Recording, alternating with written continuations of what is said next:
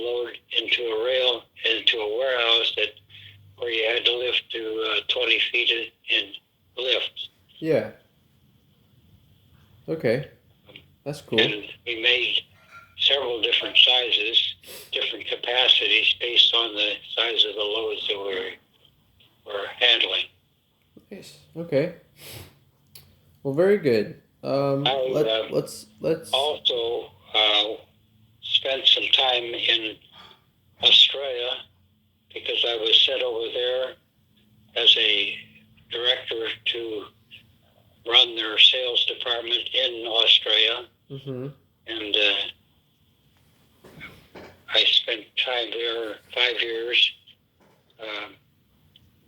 And when I returned to Cascade in Portland, Oregon, I spent time in the sales department visiting different companies to design hydraulic cylinders for their companies. Huh. Okay.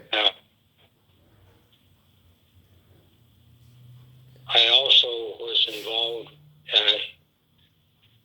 with designing the hydraulic cylinders, which were more complex because when a cylinder extends, you want it to extend at a relatively uniform rate.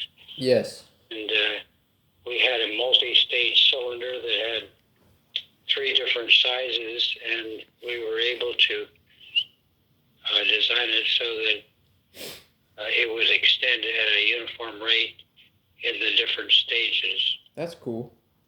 I see what you're saying. So, like, because you have different parts of your boom, and when it goes up, it has, like, multiple different stages of the boom, because it's... Well, the cylinders that we designed fit into the boom, but fit into the lift truck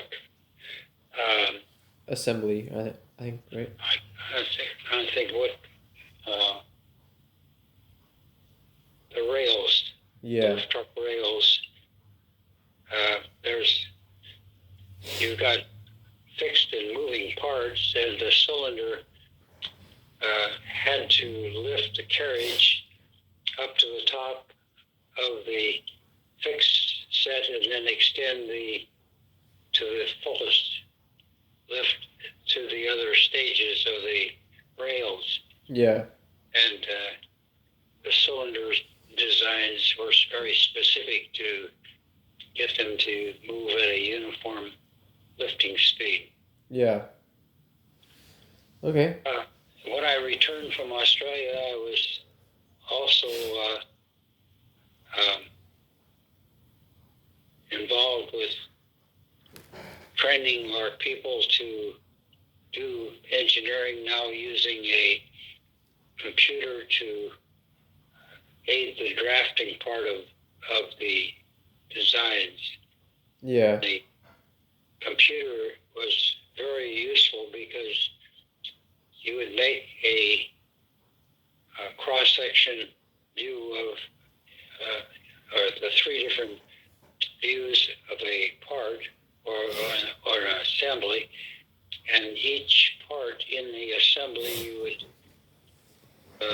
draft it, or you would draft it in a way that you could, when the design assembly of the assembled unit was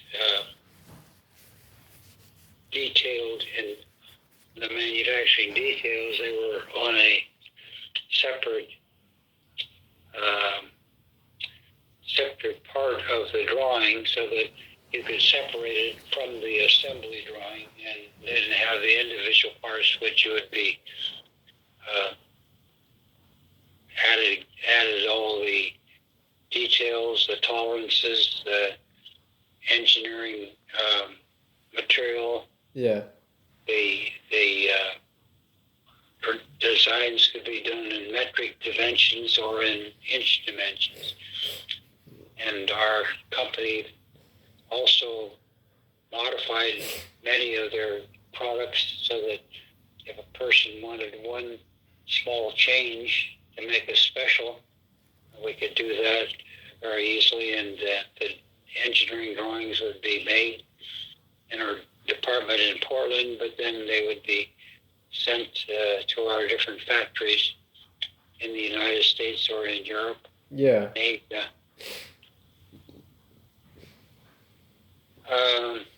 Okay.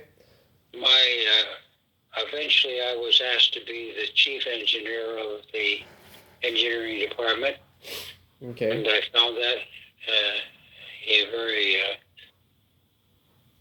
different job, because you're managing people rather than managing the development of a single design. Yeah. And, I found that was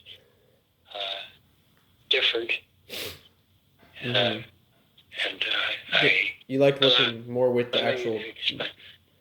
I'll just say that I managed about 35 people. Wow, that's crazy. So I feel like it sounds like you liked the actual managing a project more hands-on instead of managing a group of people.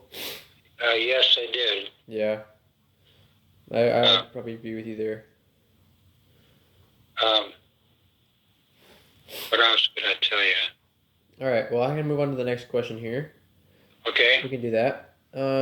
So kind of went over that. So we kind of went over what a day in the life looked like. So, you kind of talked a few places, but since you worked for a worldwide company, or should I say global, you talked about Australia and California, but were there any other places you traveled to? Oh, yes. Um, and I traveled all over the United States, not only in doing sales studies for engineering of specialized cylinders, but also I was sent to different locations to supervise or evaluate prototypes that were made for a new design. Yeah. And so uh, when we developed a product, we had three disciplines that we had to satisfy. Number one was that the sales department would indicate that they needed a new product for handling paper rolls. And so they would interview people in the business of manufacturing paper and decide the capacity that we wanted to make a design for, whether it's a 60-inch diameter roll that weighed 6,000 pounds, Mm-hmm. and making, say, corrugated cardboard cartons. And then the sales department would determine what it had to, what the diameter of the rolls had to be, Yeah. and how heavy they would be. And from that, then, they would also determine Uh-huh. how many they could sell and at what price that they would have to be able to sell that product for. Yeah. And then they would come to engineering, and engineering, the person assigned to the project would go with the sales consultant to talk with the people and that wanted to buy the attachment, and we would just decide what features they wanted, what the capacity would be, what the range would be, Yeah. and also the price. And then engineering, we had a group, management group, that would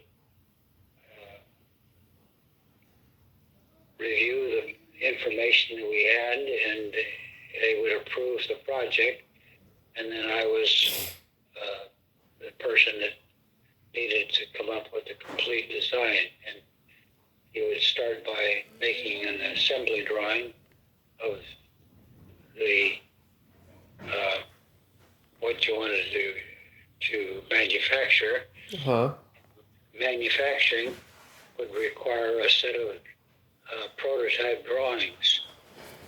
I would do that, and then we would make one prototype or maybe a couple of prototypes, Yeah. and we would evaluate it in our testing department. And not only would we determine the ease of operation and the flexibility that we had in the designs, but also we would be required to have a set of manufacturing drawings made so that we could build the prototypes, Yeah. but we evaluated in the testing lab. Okay. And manufacturing would take the drawings that I had prepared, and they would determine the cost. And then again, this management group would review the cost compared to the selling price to see if we could manufacture the product and be able to make any profit. I see. And, Okay. so that was a later stage in the development. But in our testing lab, we would do endurance testing, and we would also do stress analysis so that you didn't have a failure Yeah. in the product. Okay. Very neat. So, kind of wrapping things up just a little bit here. So what was one thing you wish you could have done differently looking back on your engineering career? And if there's nothing, that's okay. If you had the perfect career, that's cool too. Well, I think I would have preferred to stay in the technical part rather than the management of engineers, people. Yeah. Yeah, okay. That's good. I agree. I think it's like a whole new different perspective because like I feel like when you're managing people like you don't get to like look at the project as much or get really you're not involved in the development process as much as you are like being in control of the people who actually No, I thought the development part was interesting because when you would go to somebody that was going to buy them, they had certain ideas, and you had to satisfy those ideas of what they wanted it to do. Yeah. Then you had to come up with products that were not particularly heavy, so we had to use high-strength materials to keep things small Yeah. and thin and still be able to carry the loads Yeah. without failure. And you could have failure where you don't have enough clamping force. And that's one way, but the other thing is that you have to be able to have it endure for a long period of time, say maybe 10 years, Yeah. without failure, structural failure. Mm-hmm. So you gotta factor in those like constraints of strong yet somewhat light, but also you gotta think long term. So that's pretty cool. All right. So final question: is there any advice that you'd like to pass on to upcoming engineers and the students? There's so many opportunities in engineering because at Oregon State University, now university, at the time I was there was college, there are many different engineering schools. You have the mechanical engineering, you have structural, civil engineering, agricultural engineering, which is now called I can't think of the name. It's Biochemistry or biomedical engineering? no, it's not. Let's just call it ag engineering. Okay. And of course, you have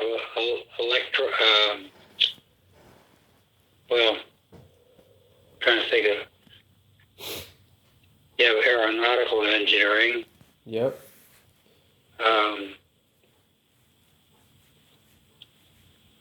Automotive. Yeah. Really, the automotive and aeronautical are very similar. Aeronautical is more designs of function rather than of structure. Uh-huh. They both involve structure, and they have to be designed to do the job and be strong and have a good life. Yeah. They can't fail from overstressing or I can't think of the word,